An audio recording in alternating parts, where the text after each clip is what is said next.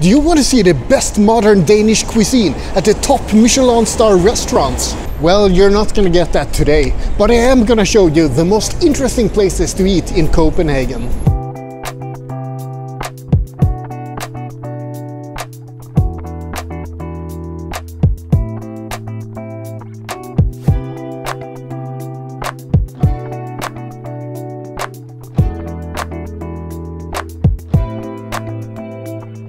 Torvehallerne opened in 2011 and it's quickly become a very popular food market in Copenhagen.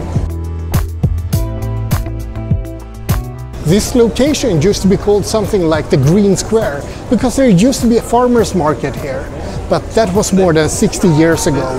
Officially, the square is actually called Israel Place right now, but I don't think anyone calls it that. Torvehallerne is split up into two different buildings, one focusing on fish and meat and another focusing on stuff like bread and sweets. I guess all the unhealthy things are in that building. And then there's a nice little farmer's market in between the buildings.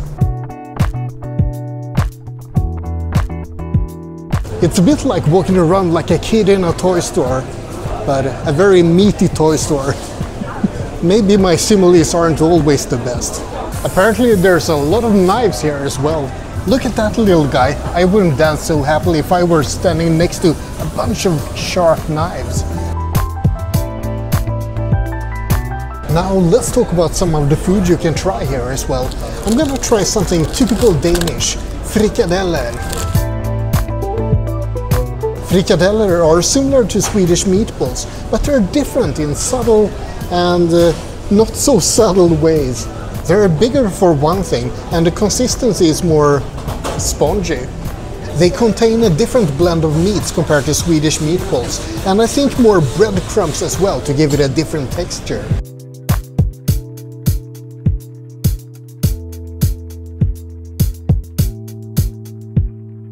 You need something to drink as well with the meatballs, and the drink of choice in Denmark is beer.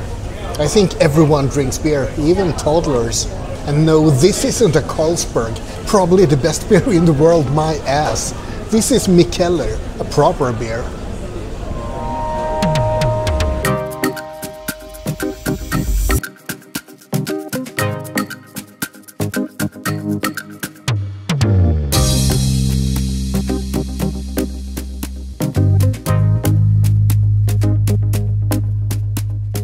Refn is an organic street food market in a pretty unique location with a pretty unique design.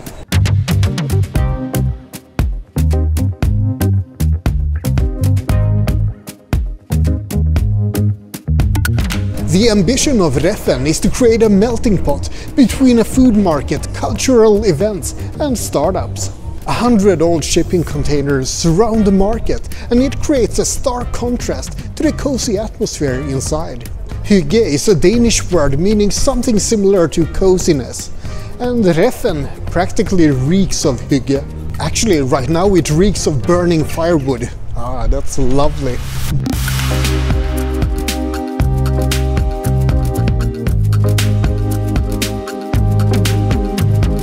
Each stall here is unique with handcrafted signs to give it a very individual feeling. I'm gonna try the fried plantain from the Vagabond stand because I really like the word baobab. Well, I like plantain as well. Ah, plantain. This brings me back to Costa Rica. Or, well, I actually don't know how it tastes here. Oh well, here goes. Quite a different flavor from Costa Rican fried plantain actually. The spices are different, but I think the method of frying is different as well. It doesn't really have the same texture as fried plantain in Costa Rica.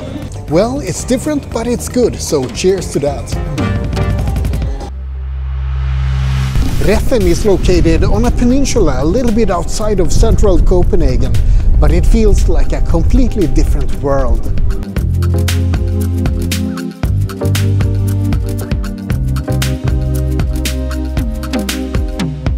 Traditional Danish food comes from the peasant culture before the Industrial Revolution around 1860. It's based on using natural local foods, such as bread, fish, pork and potatoes. Milk and dairy became popular at the end of the 19th century, and by the mid-2000s there was a big push towards new Nordic cuisine. The idea is to make use of traditional local produce, but to prepare the food using new cooking methods. However, in this video I'm exploring the places where you can eat in Copenhagen, rather than diving too deep into the cuisine.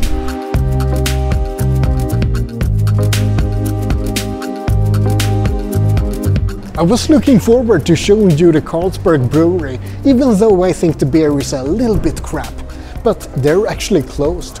I think I found something better though, the Bip Bip bar.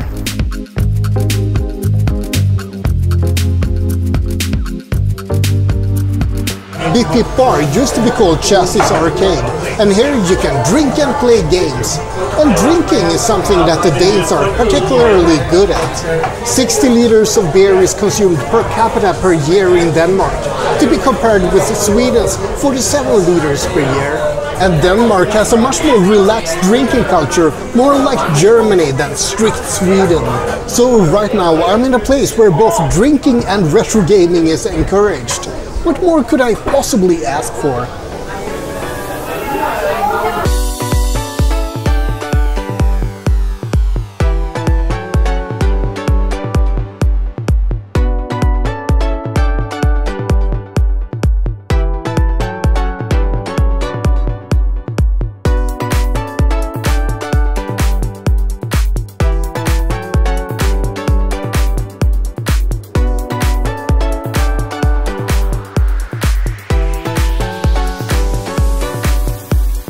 Danish pastries need a special mention. First of all, we have the cinnamon rolls called kanelsnegle. These are proper cinnamon rolls, not covered in white gunk. Americans might find them a little bit dry, but that's the way we Scandinavians want them. You also have the very popular wienerbrød, Viennese bread.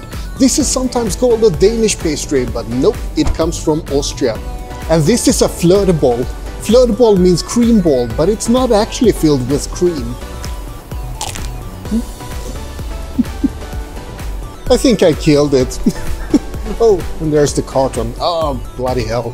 So it's a fluffy snack with an egg white filling, almost like a meringue, and then dipped in chocolate. Cheers!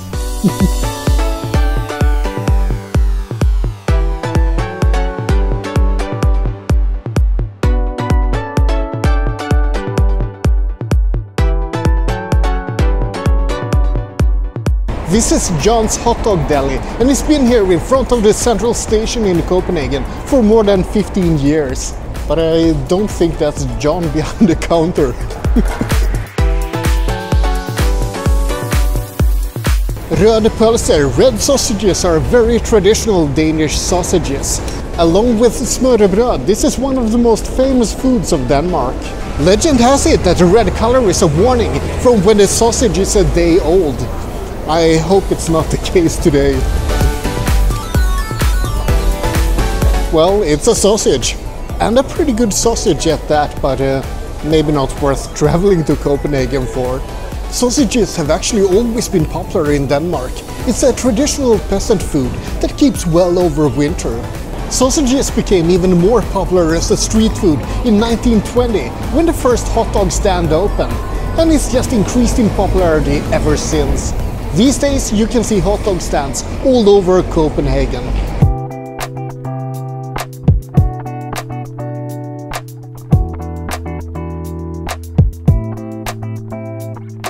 Tivoli Gardens is the world's second oldest amusement park, and it's been in Copenhagen for 175 years.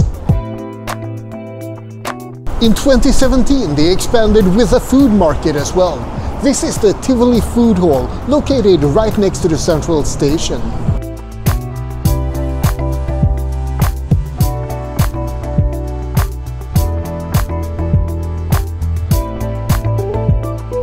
A lot of international food can be found here, but also some typical Danish dishes.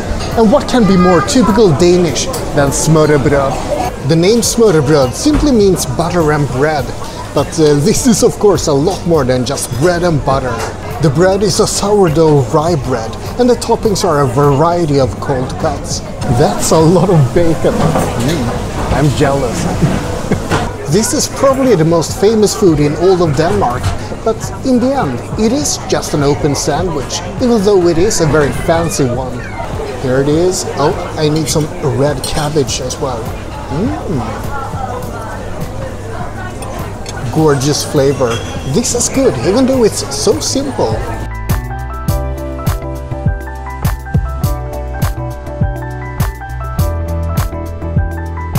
Maybe that's something that's common for Danish food in general. It's pretty simple, but good. And that harkens back to the ideas of Danish cuisine, to use good local produce and make dishes that honor the peasant traditions of hundreds of years ago. And of course I'm having some Mikkeller to this. Cheers. To round off this food tour of Copenhagen, I'd like to quote the historian Søren Mørk. He said that Danish cuisine is a garbage kitchen of insipid, sweet and unspiced baby food.